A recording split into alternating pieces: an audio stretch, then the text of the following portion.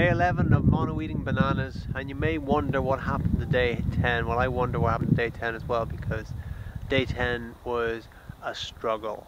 Day 10 was such a struggle, and I'll tell you about the struggle. So, you know, when you come across struggles, that you know how to deal with them, you know, and you'll know how the mind tries to sabotage and tries to trick you.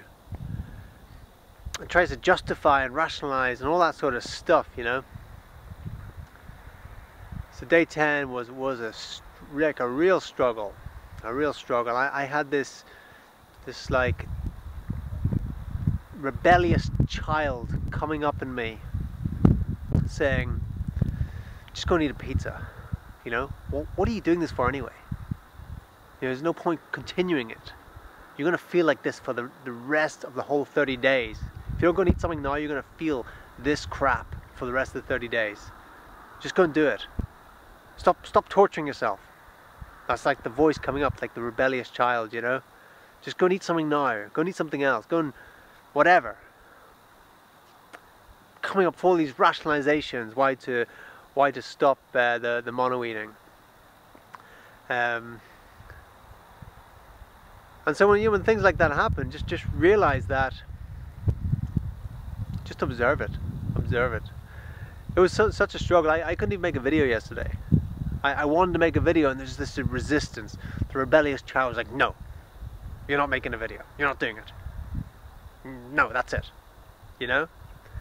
And so that was stuff coming up. It was stuff coming up for cleansing, for you know, mental and emotional, you know, childish stuff coming up.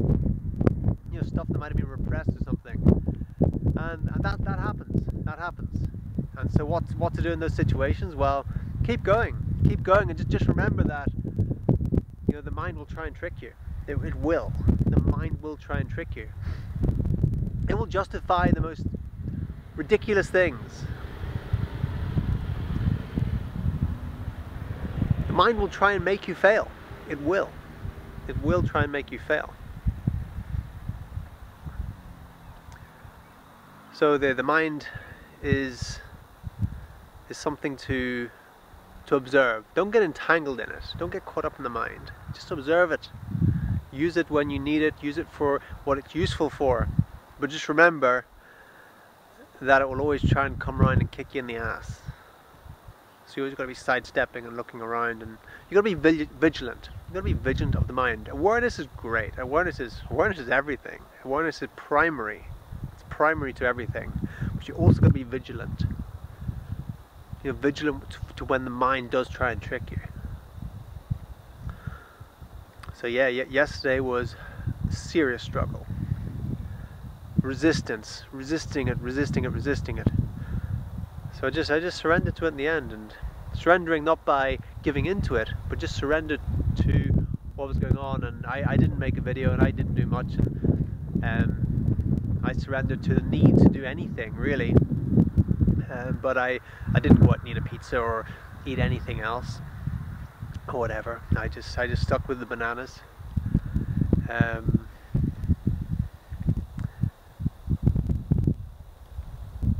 today I feel great. That's the thing.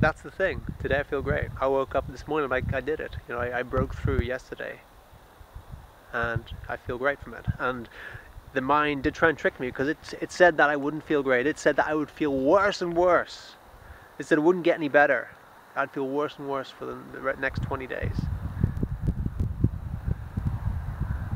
But but when you know, just remembering like mantras, just saying things like, "This too shall pass." You know, that's another mantra I say.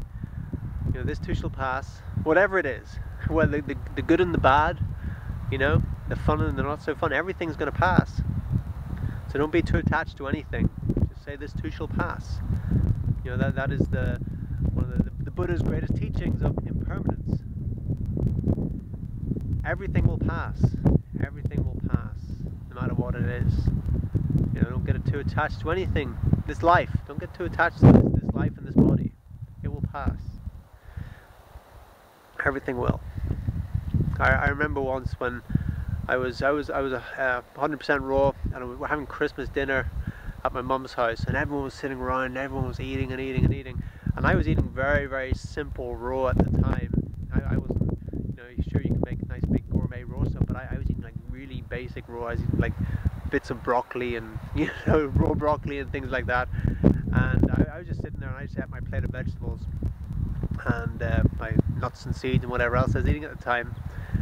And then I went up and sat on the stairs, and I looked down and watched everyone just eating and sitting there, and I had this experience where I saw the passing of time. I saw the impermanence of everything, like a vision, a very experiential thing. And I saw that there was one day that everybody there, everybody including myself, we're no longer going to be here.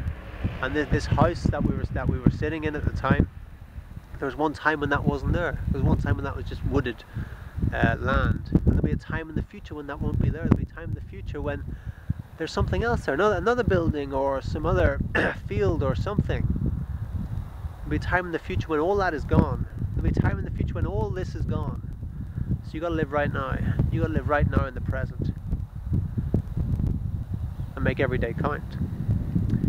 Even the days that don't seem to count, they're learnings. They're things that are building your strength for the next day. The failings, the things when everything mess up, the days when everything goes wrong, that's not a bad day. That's a day that is giving you learnings. That is a day is preparing you for future days. And today is a new day, and today you can choose again. Whatever you decide to choose well.